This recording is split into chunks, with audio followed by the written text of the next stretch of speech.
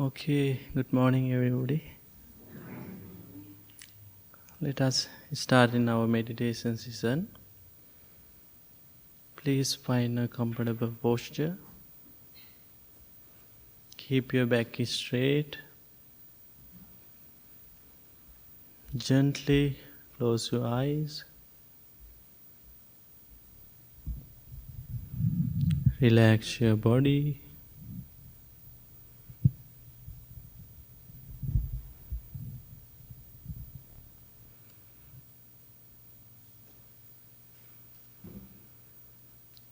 Take a few deep, long breaths. Release them and relax your body. Relax your mind.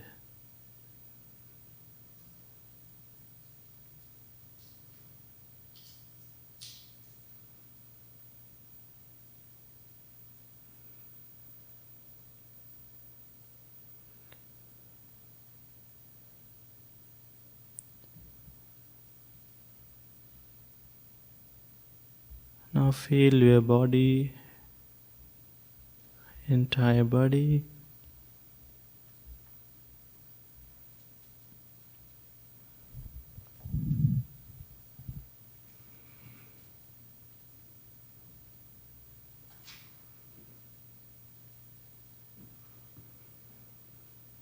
Let us start by practicing loving kindness.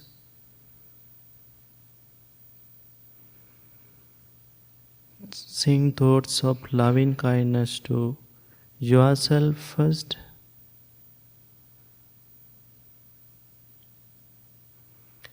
Please repeat these positive and loving thoughts in your mind.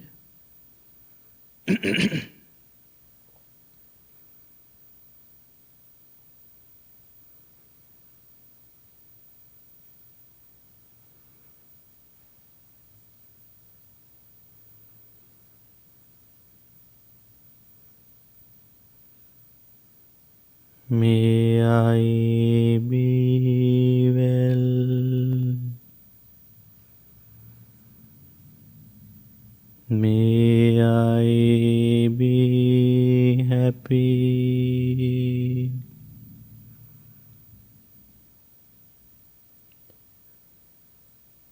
May I be peaceful.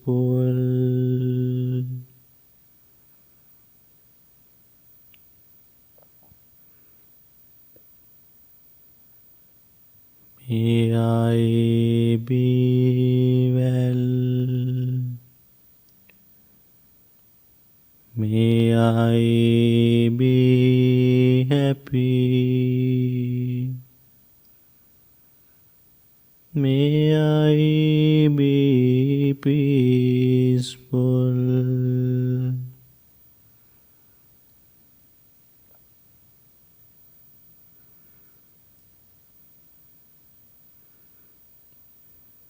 May I be free from anger.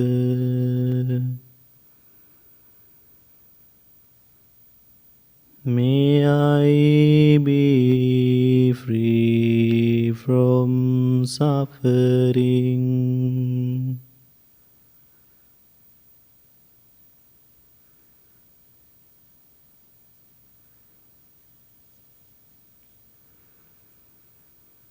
May I be free from jealousy.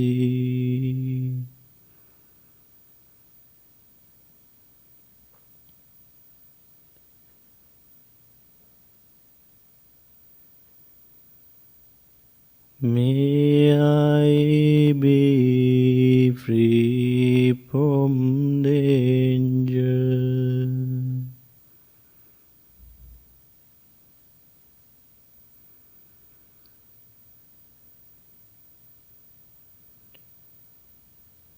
May I be free from illness.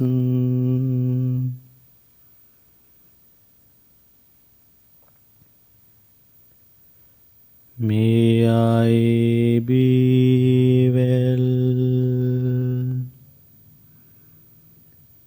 May I be well.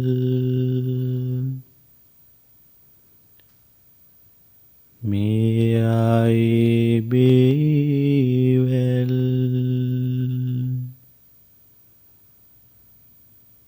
May I be well.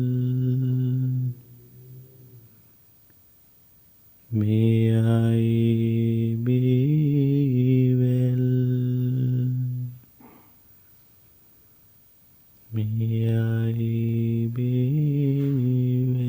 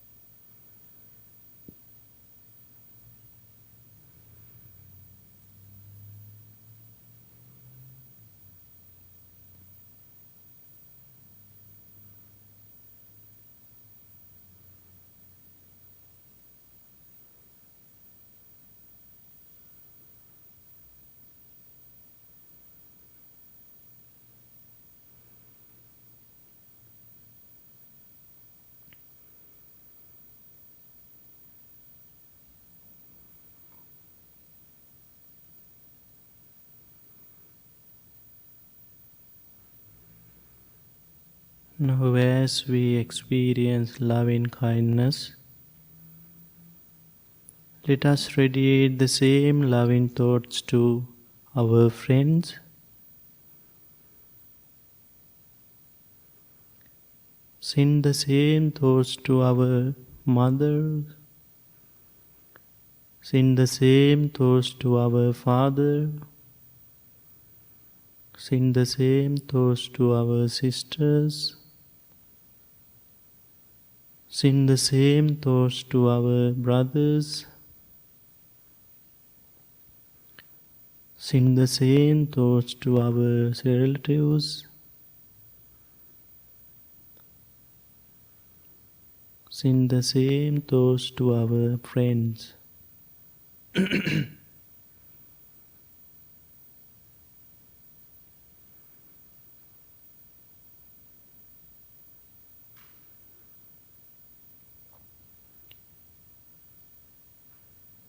May my mothers be well, happy and peaceful.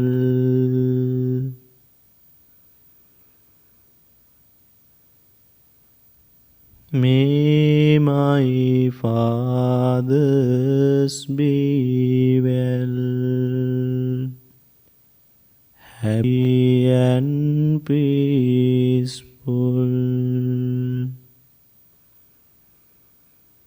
May my brothers be well, happy and peaceful.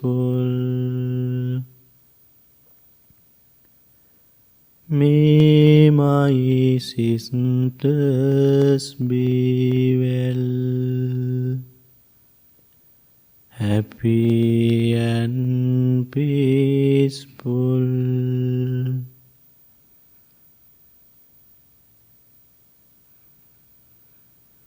May my teachers be well, happy and peaceful. May my relatives be well, happy and peaceful.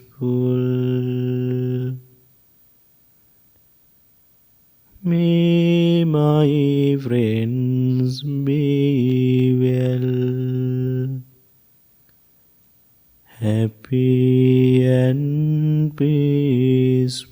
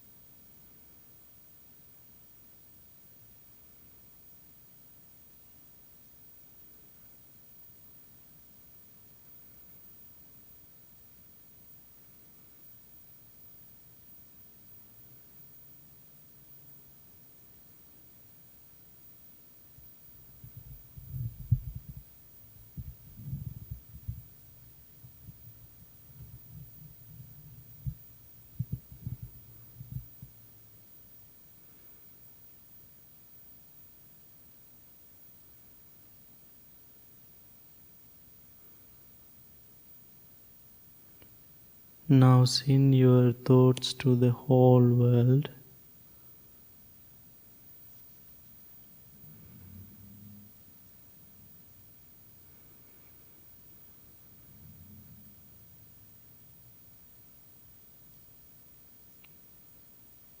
May all beings be free from anger.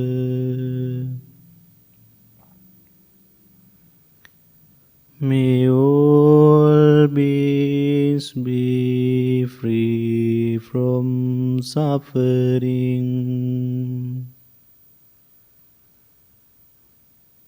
May all beings be free from danger.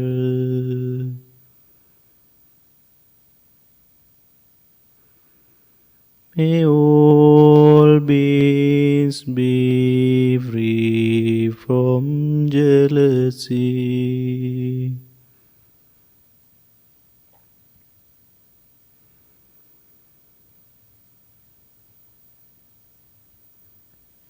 May all beings be free from illness and injury.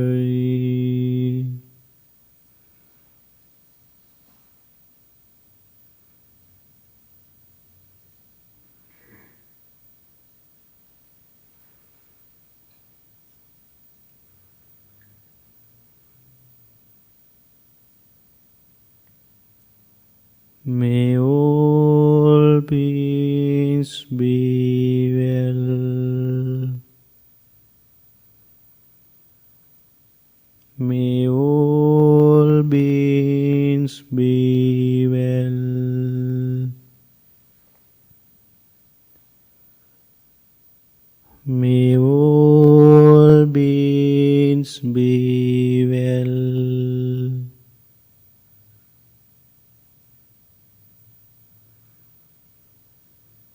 May all beings be well. May all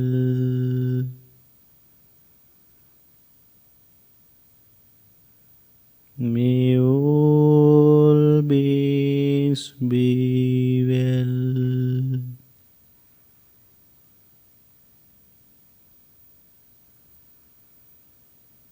May all beings be well.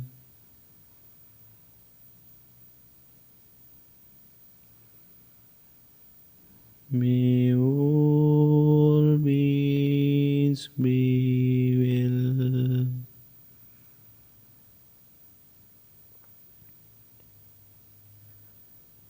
May all beings be well.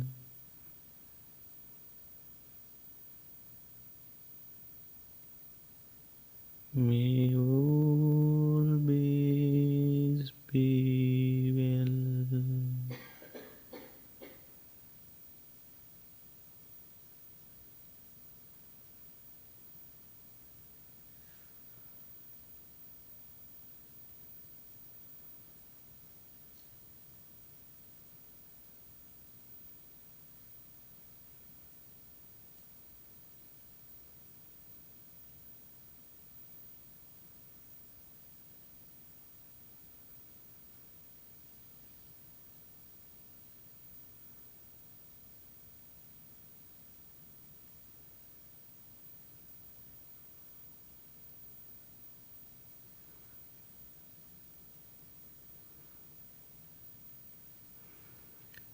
Now slowly turn your attention to your breath.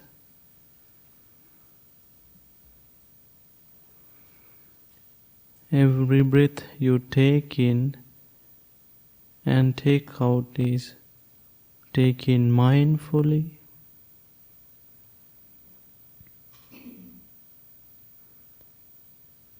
Focus on your natural ordinary breath.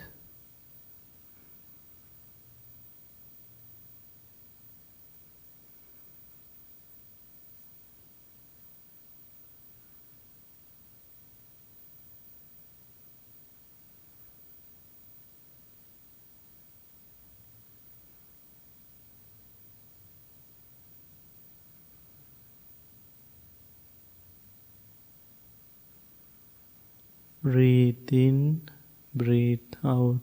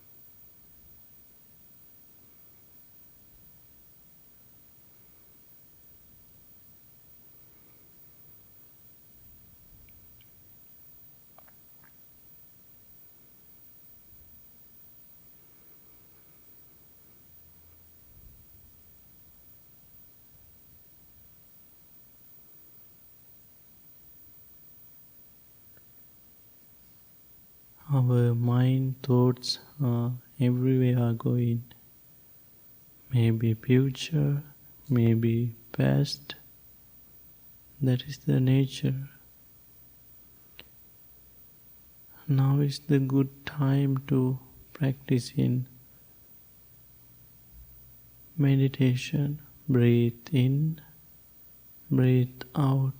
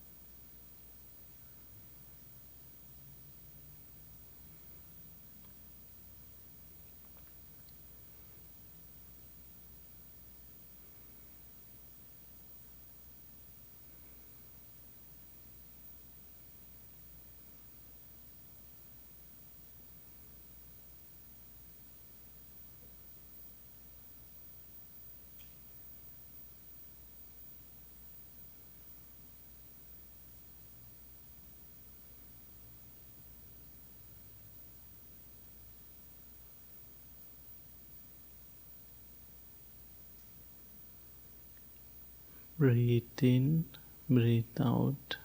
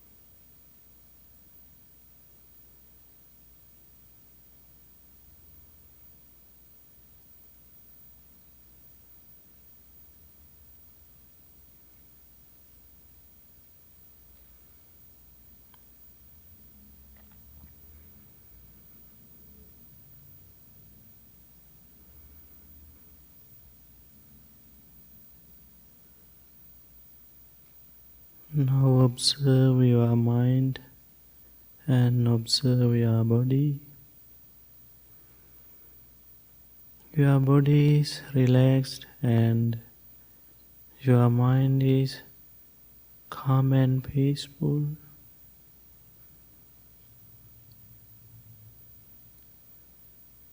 Please bring your palms together in front of your heart.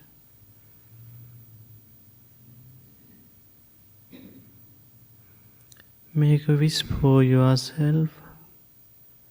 May I be well. May I be happy. May I be peaceful. May peace be with you. Thank you very much.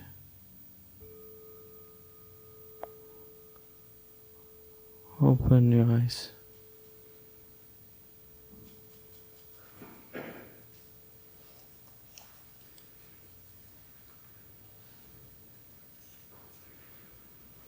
Please open chanting book number 4.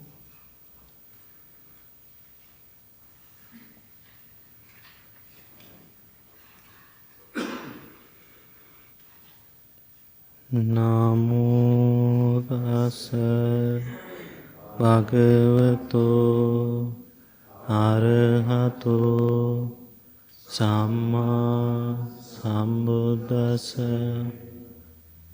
Namo tassa bhagavato arahato samma sambuddhassa. Namo tassa bhagavato arahato samma sambuddhassa. Buddhaṃ saraṇaṃ gacchāmi. Dhammaṃ saraṇaṃ gacchāmi. Sanghaṃ saraṇaṃ gacchāmi.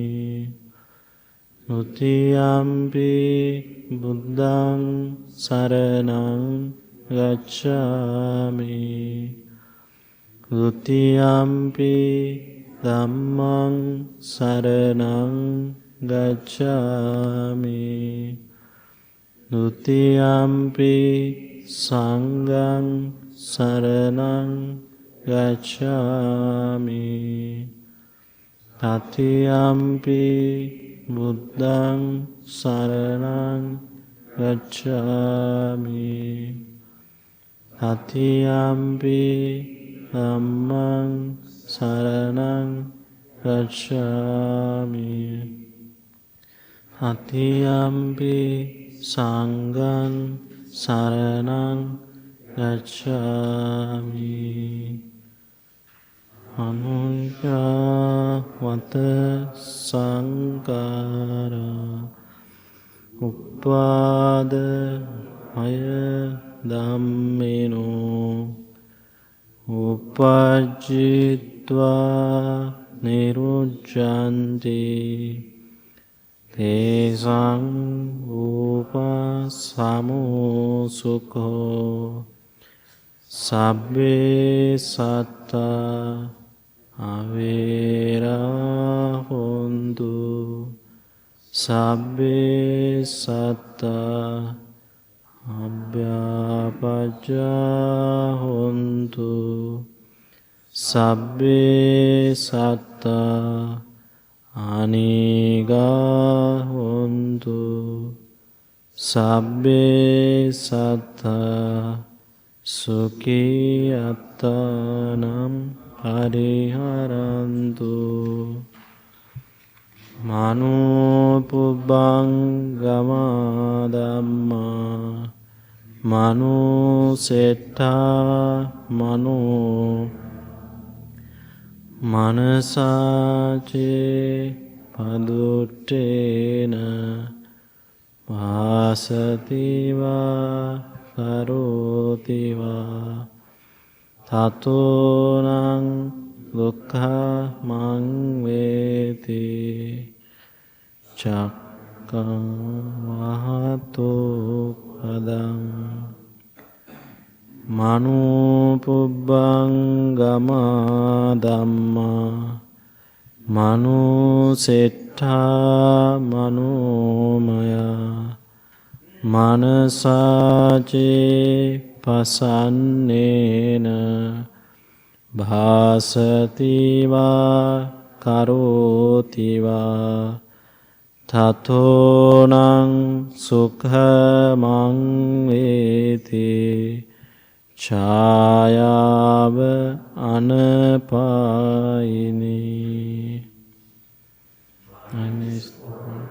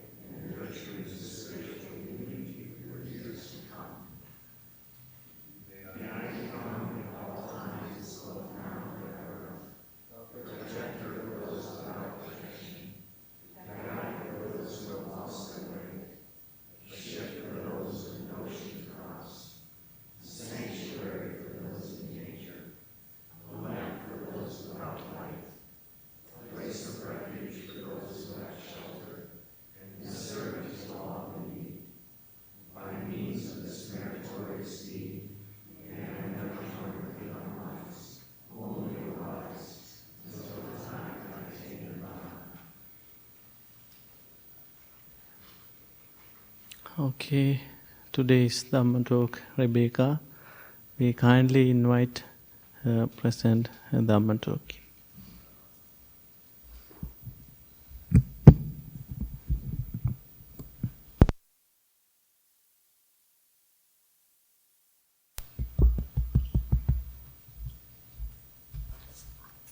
Good morning. How's everyone doing? So Tyler was originally supposed to give the Dhamma talk today, and his schedule changed at the last minute. So I'm jumping in and filling in for him. He is rescheduling to talk on Monday evening. So if anyone wants to hear his talk, they can come on Monday.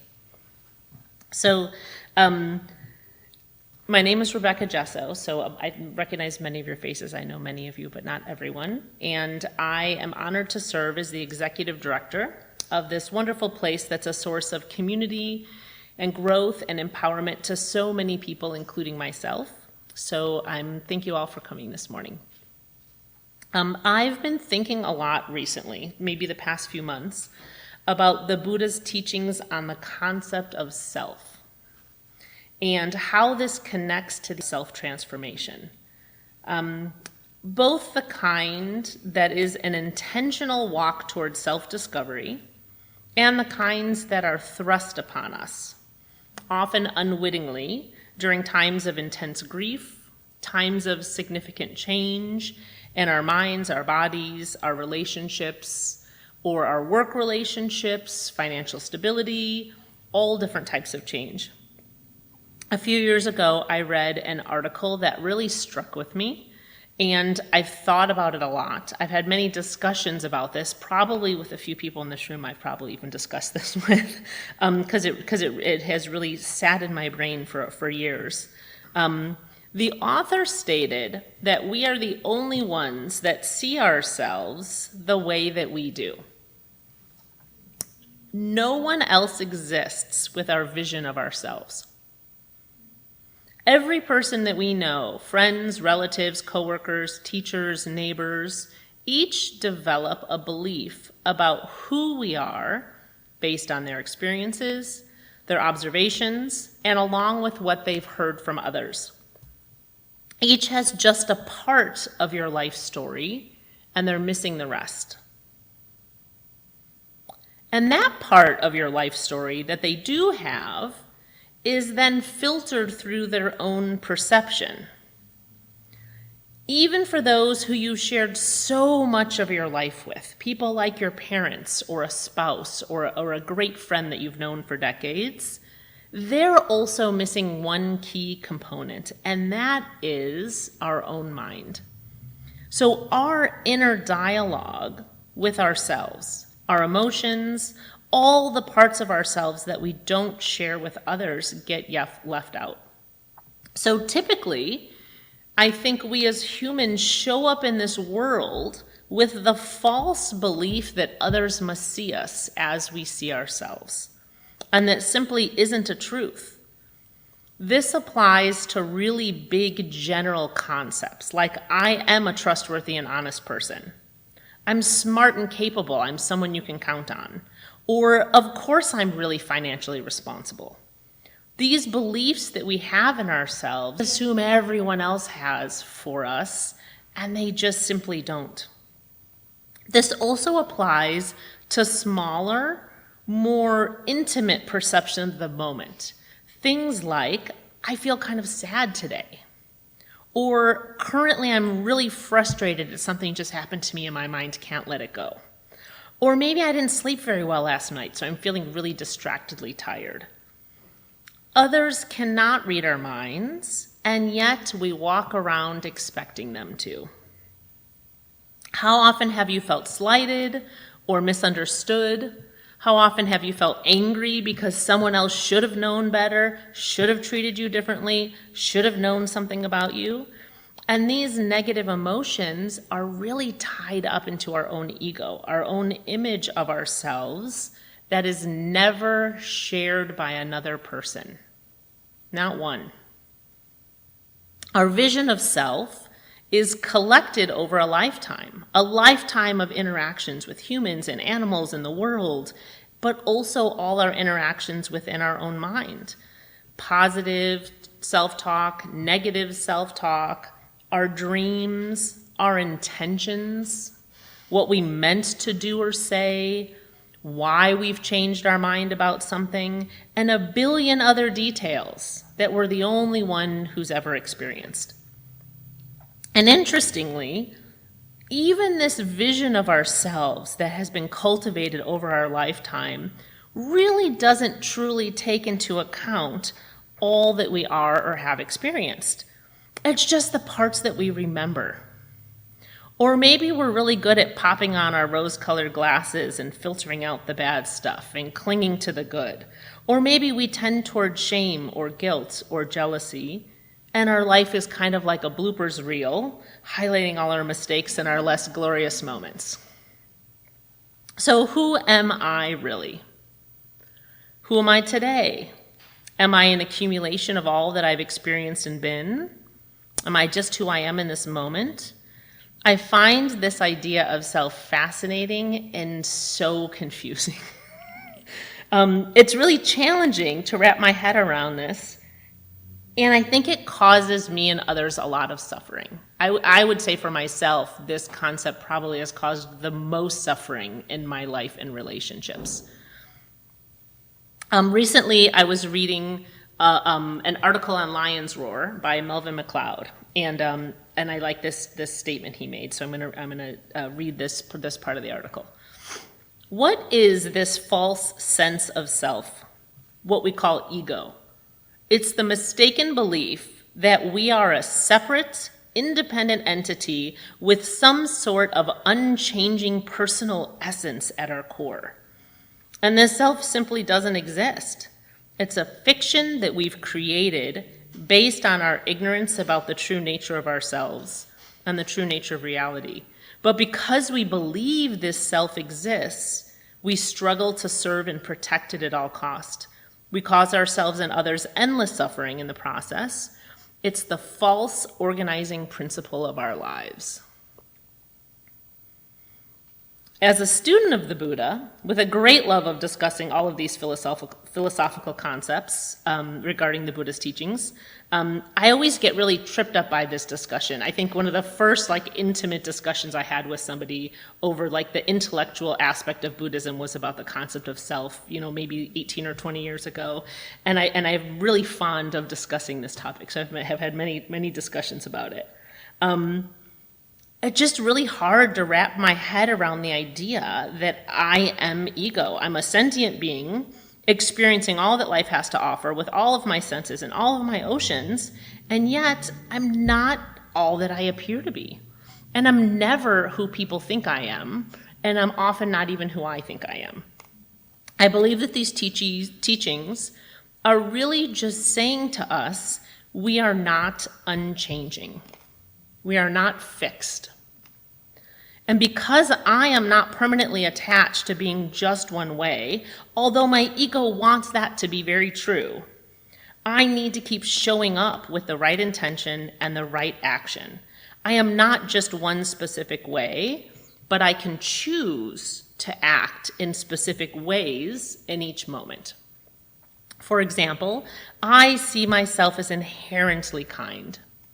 Inside, I know that I work very hard at acting in a kind manner because kindness is really important to me as a human being in all parts of my life. But everyone may not see me as a kind person. I am kind today, but tomorrow I may act in a manner that is unkind. Am I now no longer a kind person because of that one act? Or does it take 2 unkind acts? Or does it take 10 unkind acts? At what point do I tip from one to the other? Or can I be both kind and unkind at the same time? You could literally drive yourself insane diving into this pool of analysis and never come out the better for it. So over the years, I've settled on a few guidelines that I find work for me really well, and I think they've enhanced both my relationship with myself and my relationships with others. Number 1, give others grace. They can't read your mind. They won't always act in the manner you want them to. So give them room to misunderstand and give them room not to show up as you want them to sometimes. Number 2, keep healthy boundaries. I think my daughter probably thinks I have this on the fridge at home because I probably said this to her a million times in her life. Keep healthy boundaries. But don't have so much compassion and empathy that you become a doormat. Intention matters. Number 3, do the same for others. Observe who they are today. Observe how they show up most of the time, but don't cling to an expectation that's unfair or unachievable. And the last one, number 4, if you know me, you know I have done this to you probably. Ask questions kindly. Assumptions lead to misunderstandings. So if someone does or says something that you think is out of line or maybe offensive or you're not sure what they meant by that, don't be afraid to ask. Ask them to repeat what they said and ask them what they meant by that. You will discover very quickly that there was either a pure-hearted misunderstanding or that their intention was impure. But we're afraid to ask sometimes, so don't be afraid to ask people to clarify.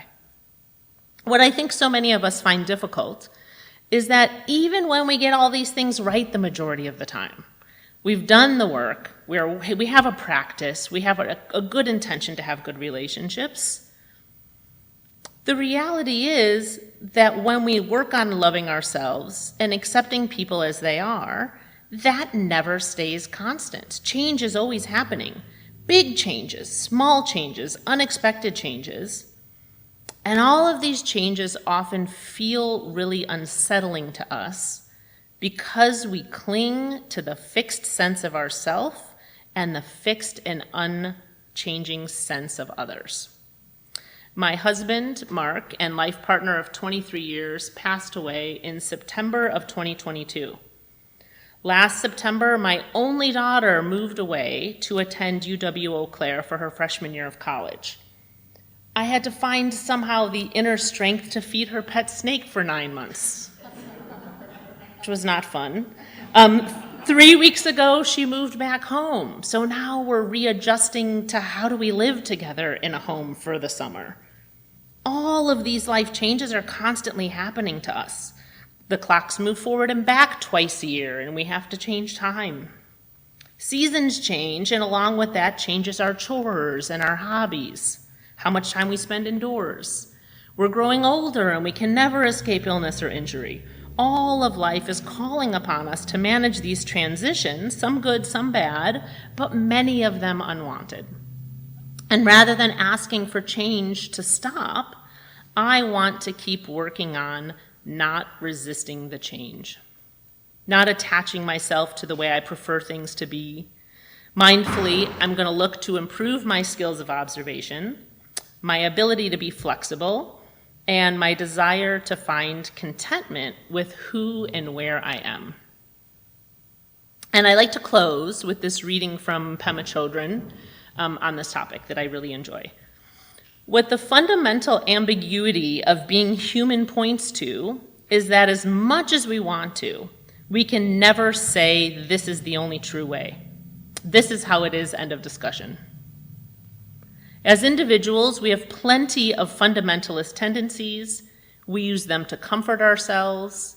We grab onto a position or belief as a way of neatly explaining reality, unwilling to tolerate the uncertainty and discomfort of staying open to any other possibility. We cling to that position as our personal platform, and we become very dogmatic about it. The root of these fundamentalist tendencies, these dogmatic tendencies, is our fixed identity, a fixed view we have of ourselves as good or bad, worthy or unworthy, this or that.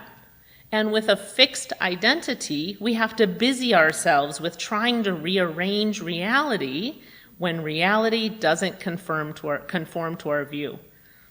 When I first came to Gampo Abbey, I thought of myself as a likable, flexible, open-hearted, open-minded person, and part of that was true. But there was another part that wasn't. For one thing, I learned I was a terrible director. The other residents felt disempowered by me. They pointed out my shortcomings, but I couldn't hear what they were saying because my fixed identity was so strong. Every time new people came to live at the Abbey, I got the same kind of negative feedback, but still I didn't hear it. This went on for years. Then one day, as if they had all gotten together and staged an intervention, I finally heard what everyone had been telling me about how my behavior negatively affected them. At last, the message got through to me. Meditation practice starts to erode and fix that identity problem. As you sit, you begin to see yourself with more clarity, and you notice how attached you are to your opinions about yourself. This is what it means to be in denial. You can't hear anything that doesn't fit into your fixed identity, even something positive. You did a great job. You have a wonderful sense of humor. All of that gets filtered through your fixed identity. You can't take it in unless it's already part of your self-definition. In Buddhism, we call this notion of fixed identity ego clinging, and it's how we try to put solid ground under our feet in our ever-shifting world. Meditation practice starts to erode that. As you sit, you begin to notice more and more how attached you are to your opinions about yourself. And often, people find that the first blow to their fixed identity is precipitated by a crisis, a time of great transformation, when things start to fall apart in your life, as they did in mine. Actually, this is your fixed identity crumbling, and as Chogyam Trungpa used to tell us, it is a cause for celebration, not a cause for sorrow. Does anyone have any questions or comments that they'd like to add? Gus? Rebecca, that was very good. Thank you. Yeah, you mentioned two words that struck me, and I was glad that you used them. One was fiction, and the other one was dialogue. That my view of myself, and this is how I deal with the no-self notion, is that all thinking is talking to yourself. Well, if I'm able to split myself into two egos to talk to myself, that means there's a space in between, which is not me and not a self. So there's something else going on there, and obviously fiction is a story. Yeah. It's a story that I write. Yeah. And the thing is, I might get to the end of it and realize that the spy got caught. Yeah. You know, and now he ends up, getting dumped into a river somewhere. And I have to change the end of the story and realize that I can change it. Mm-hmm. I love that. I was just listening to this speaker that I like on social media. It was like a blurb of a video. And they said, here's something we don't ever think about. When we're talking to ourselves in our minds, we have one part doing the talking, one person doing the talking and one person listening. Did you ever think which one you are? Yeah. And I went, oh my gosh, I never thought of it that way. Are we the one doing the talking, or are we the one doing the listening? Or are we maybe neither of those? And we're that space in between going, which one of these do I want to be? Which one am I going to pick for me? And that's exactly what you just said. And I think that's what meditation is for me. Meditation is training my brain to say in that space, do I want to feel jealous? Do I want to like this? And then I get that little space before I can react or choose. Thank you, Gus. I love that. Good. This isn't really a question, but is there any way that you can email that to me? Because there was so much content. I can. My email address is rebecca@bluelotustemple.org. I would happily send you my notes. Some people like to talk and just like wing it. I cannot wing it. I have to think all my thoughts up. So I have it already done. Any other questions or comments? I just want to say, I think she might need that to be repeated. Did you say that? Did you get it? Rebecca. Rebecca@bluelotustemple.org. Yeah. I really liked the talk, so thank you. Thank you. And I liked what you said about the self-changing, sort of being fluid. And what you guys were just saying was also really cool. I think one of the ways that I have dealt with a sense of self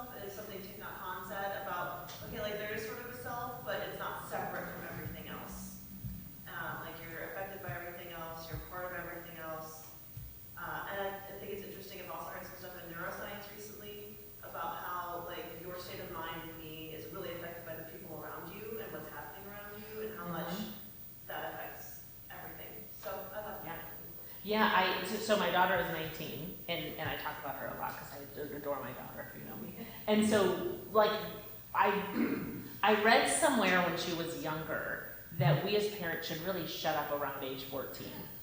That we taught our kids everything that they need to know for the most part so they become an adult, and everything you're saying is just repeating, and that's why your kid's so annoyed with you. Because you're just nagging at them and repeating things, and I went, oh, that's really powerful. I can relate to that from my own teenage years, and so my husband and I tried to practice that a lot. But the one bit of advice that I always gave her is pay attention to the 5 people you spend the most time with, because that's who you will be at the end of this year. If you pick friends who all like to party and who are hanging out, or you pick friends who are really focused on things that are good or important, that's going to seep into you. Even when you think you're helping them, or you're better than them, or you're the teacher, nope, that's not what happens. You end up being just like them. And just like in the past few weeks, there was a huge study that was released, I want to say it was maybe like Harvard University, that their conclusion was that 95% of who you are is who you share time with. 95%, like that's huge. Pick your friends carefully. And pick how much time you spend with your relatives carefully. Be careful. Yeah, thank you for sharing that. Any other comments? A quote that I read one time that I thought was kind of interesting, kind of plays into this, is I am not who I think I am. I am not who you think I am. I am who I think you think I am. Oh, I love that. I'll have to spend about a year thinking about that. I'll get back to you next year after I'm done pondering that. Yeah, but that's how complicated it is. And if we spend too much time on it, it actually doesn't have much value to it at all, right? Because the reality is maybe none of that even matters. What matters is how did I show up today? What matters is what can I do now in the present or in the very near present. And if I just keep doing that right, even when I fall down and I screw it up, just keep picking yourself up and doing it again, you know, someday you'll be 100 years old and you'll go, oh, I got that right most of the time. And the big picture didn't really matter if you kept doing it right in the moments. Very good. Kurt? Yeah, kind of touching on piggybacking on what a lot of other people have said, I think you talk about change in the sense of self and how you pinpoint the self and it's always changing. There's one thing that never changes that I've found to be my sense of true self, and it's something if you think about it, but it's so close and it's so fundamental, it's easy to miss. So the 5-year-old Rebecca, there was a sense of self there that's this very same, it hasn't changed, as a sense of self you have right now. And that's that presence, the presence, I'm there, I was there as the 5-year-old Kurt, I'm here, I'm present for the 50, and it's that sense of presence that's fundamental. It doesn't change, it doesn't go away, it's always been there, always been the same. I love that analogy because what our ego tells us is don't compare me to a 5-year-old. Like, oh, I'm so much smarter and I'm this and this and that. But really the 5-year-old probably got it right more often than we did. Right? And one more thing to piggyback on that sense of presence, you can't be present unless there's something to be present to. So this relative world that we experience, I love that. There's no difference. So that presence is dependent on this isness of life. Yeah.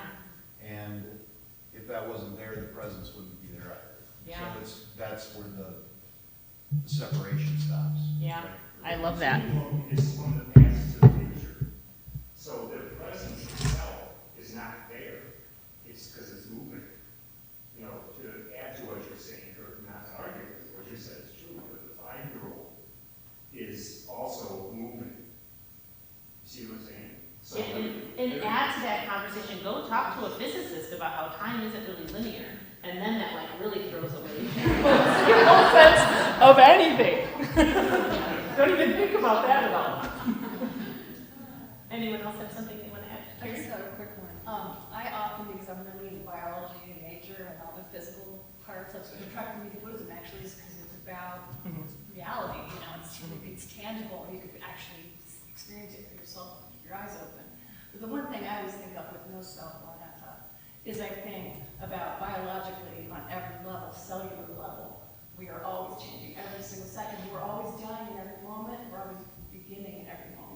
And so when I think of it that way, then I think, yeah, and it's the same way with my emotions, my thoughts, it's always temporary. Yeah. It's always in a state of transformation. And that is probably the hardest thing that we struggle with as Americans. Or as humans, I've often thought, has that really always been true? Like, right? And is that true for other cultures? Do we uniquely as Americans in the present day, is this harder for us? Or was it always this hard? I don't know the answer to that. But to my observation is that so many people I know and love struggle with this a lot. So whether or not it's true, today it is really, really true. It's a real tough thing for so many of us today. I had to get out of courage to raise my hand, but I have a model for my daughter. I just want to say thank you. I am grateful to hear that message with my daughter and honored that she wanted to come. And she gets it right more than me, and she's 9. She could probably give it. There you go, sign her up. I see a stool for the podium. Any other questions or comments? I'm sort of new at all this, but I hear like we are not our thoughts, and keeping our thoughts, not identifying ourselves with our thoughts, and all the kind of people are separate from us. It's part of rising consciousness. Yep. I don't know if you can expound on that a little bit. Yeah, so I mean that's like a real core part of this self-discussion. But I think until you've studied Buddhism, I think maybe there's some psychology that's like this, some like cognitive behavioral therapy stuff that's really derived from Buddhism that touches upon this. But really, Buddhism's one of its main tenets is this: the idea that we believe that the thoughts in our head are us, and they're just not. They're part of who we are, but we get to pick which ones we want, right, and which ones we don't. So. If you've ever been to my house, I love quotes, and so I whenever I find a quote or a little passage that inspires me, I print it out and I put it on my fridge, and then I just kind of change it regularly, because I found that when I walk past it, I go, I need to think about that a little more, like it helps keep it present for me. And so one that was on my fridge over the winter for a really long time was, we are not our thoughts, we are the thoughts that we choose to put into action. And that is the first thing I thought of when you said that. That's it. We are not all that. In Buddhism, they call it your monkey mind. We are not all that, right? All that scary, bad stuff towards ourselves, towards others, questioning all that weirdness, everything that you don't, say out loud. But what we are is the ones that we choose. That we say, I'm going to own this. I'm going to show up this way with an intention. To ourselves and others. Thank you. Yeah, thank you. Great discussion. Any other questions or comments?